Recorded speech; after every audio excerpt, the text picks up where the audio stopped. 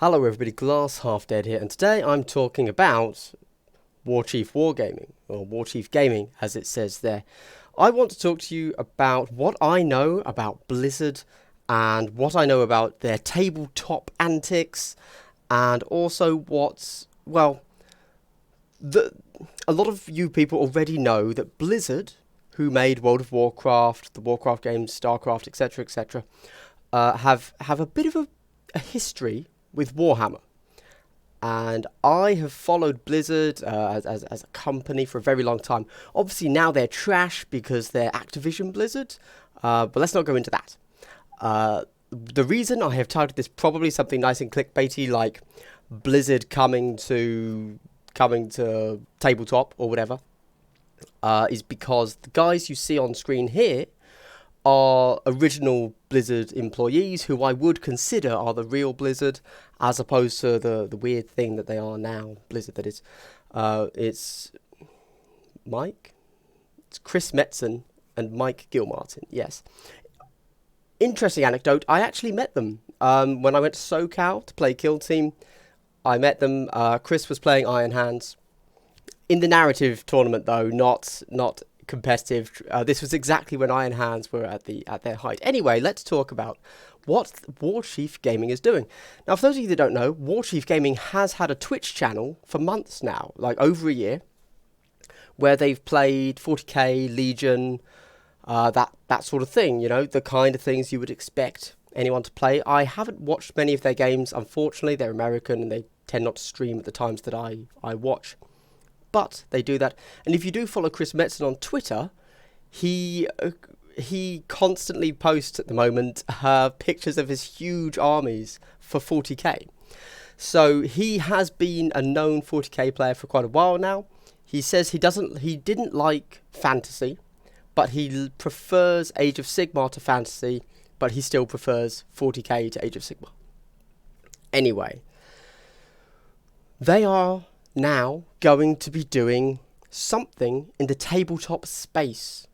We don't know what that is. We do know it's not going to be Warcraft. Okay, they're not just taking Warcraft and putting it on the table, because obviously these, although I call them Blizzard, these are not Blizzard. They're both ex-Blizzard employees. So whatever they'll be doing, it will be their own IP now. So it's not Warcraft, it's not StarCraft. Will it have some similarities? I think it might, but who knows? They are instead going to be putting onto the tabletop whatever they come up with. In this announcement, they're talking about how they are going to come up with something new. They don't know quite what it's going to be yet, but I think it's safe to guess it's going to be Warcraft on tabletop, isn't it? Let's be honest, it's going to be that. Yeah. I suspect a lot of people come into the miniatures arena and they basically become third-party models for GW, because GW is the big giant. Knowing these guys from, I don't know them personally, obviously, but knowing what they've done before, I would be shocked if that's how they pitch themselves. I think they're going to do something that is their own thing. They certainly have the star power and the social media following to launch something very successfully right from the get-go. I mean, yeah. Not just, like, they already have, obviously, their entire Blizzard following from the games, but also they've slowly been amalgamating 40k players onto their social media as well. So I think they're going to do just fine. And they also have a lot of content creators that will cover anything they do. Whatever they do, it's going to be big, and it's going to be pretty cool, I suspect. Now, that's that done. Let's talk about how Warcraft and Warhammer are linked. So I can't remember, I'm not going to source anything I say here, but it's kind of known how they were linked originally. But I think it was last year, Chris Metzen actually went on to a World of Warcraft podcast called The Instance, and this was after no longer working at Blizzard, and the host, Scott Johnson. I listened to this podcast just because I like Warcraft. It's not like I deliberately went there to listen to Chris. And he asked him, in what way is Warcraft influenced by Warhammer? So I'm going to tell you the rumoured story, and then I'm going to tell you exactly what Chris said. because they don't line up. So if you haven't heard that interview from him, this might be new information for you. So let's go through the rumor story. So back when Blizzard came up with one of their first games, it was Warcraft, Orcs and Humans. The first Warcraft game, it was an RTS, very much in the vein of Command and Conquer. With very, it was basically Command and Conquer, but you can't select that many units, and it's fantasy, right? That's literally the pitch for Warcraft 1.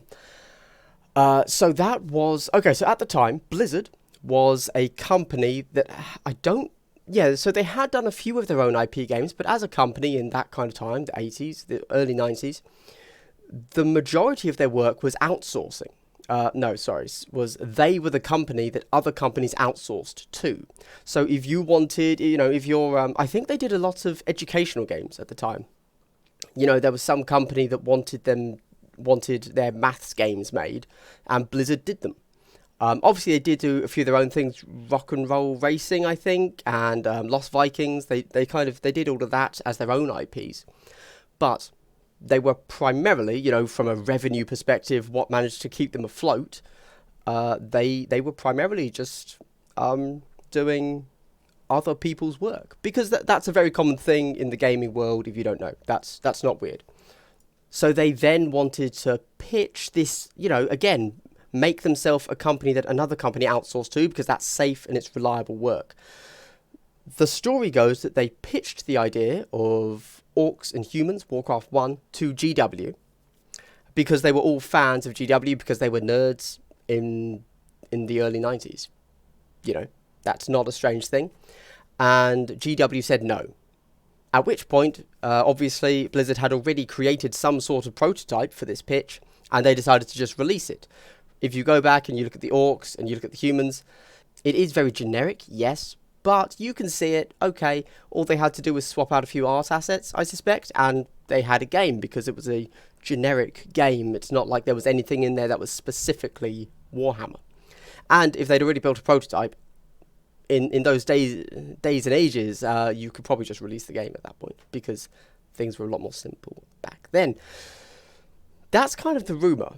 And then after that, obviously, we see how similar Warhammer and Warcraft became, and also just how similar StarCraft and 40k became.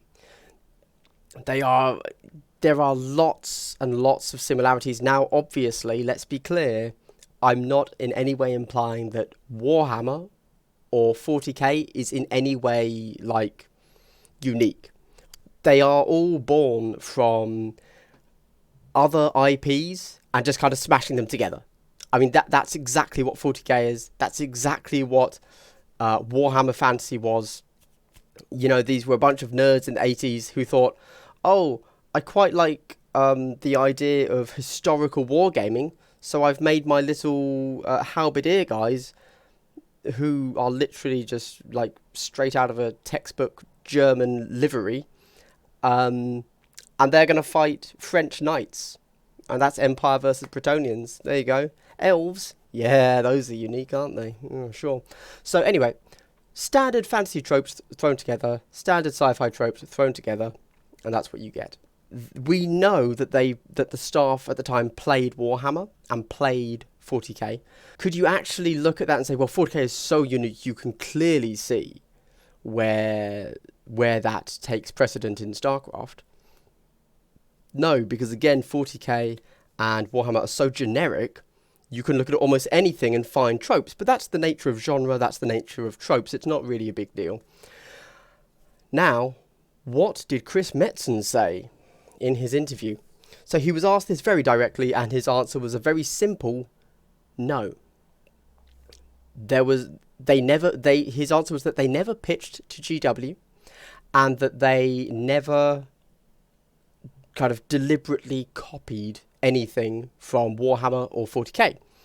Cool. However, he did elaborate and say that, look, we did meet those guys in those days because we were fans of what they were doing, but in the same way that they might meet them now, and because they're all geeks and all in the same culture, They might meet up and talk about Avengers Endgame. They might talk about the Marvel movies. But just because Group A and Group B both have similar interests doesn't mean that they are ripping off from that same, everyone shares the same interests. So where you might look at Warhammer or 40k and say, well, they clearly just stole, Starship Troopers, bugs, and aliens to be Tyranids, right? And then you can look at StarCraft and say, well, they've clearly just stolen Starship Troopers and aliens as Zerg, right? Those are clearly things. And you can then look at, for example, Zerg and say, oh, well, those are super close to Tyranids. It's like, yeah, because they both drew from the same inspiration before. So, and then, that's not strange. So anyway, that is the official word from Chris Metzen. There was no cross-contamination between them at all. And they never actually approached each other about work, which I think is interesting. Is it true? No idea. There's probably some sort of legalese in there that means they would never admit to it for some reason. But at the same time, it's also entirely plausible that, yeah, they never did do that because for whatever reason, it just wasn't financially viable at the time. They just wanted to release Warcraft Orcs and Humans. And then we know they're interested in Games Workshop. They've openly admitted that, lots of people at the company play. So, of course, when they do a sci-fi version, there's going to be crossovers. Anyway, that was nice and long and rambly, and I probably should have made that about 5 minutes shorter. I'm excited to see what they do. If they can pull something out that is similar to Warcraft, like Age of Sigmar's fine. Fantasy is dead. If these guys can come along and give us essentially Warcraft on the tabletop with that unique cartoony look that they have, bright, vibrant colours, interesting cartoonicized models and terrain and buildings, but obviously not Warcraft, but in a similar vein, I'd actually be super interested to see what they do. Obviously, they're going to have to work on, how they pitch the company. Are they going to go really hard on rules, or are they going to be super light on rules? I really don't know. But I'm very interested to find out. I will definitely be watching whatever they do, because as I said, huge nostalgia. I love what they've done in the past. I'm going to watch what they do in the future. Anyway, guys, what do you think about Warchief Gaming? Do you think it's a good move? Do you think it's going to be interesting? Do you think they're going to crash and burn because you feel they don't know enough? Did you like Warcraft as well? That's a question. Who doesn't like Warcraft and StarCraft? Anyway, this is Big Glass Half Dead. I hope you've enjoyed, and I hope you have a good day and continue to have a good day. Goodbye.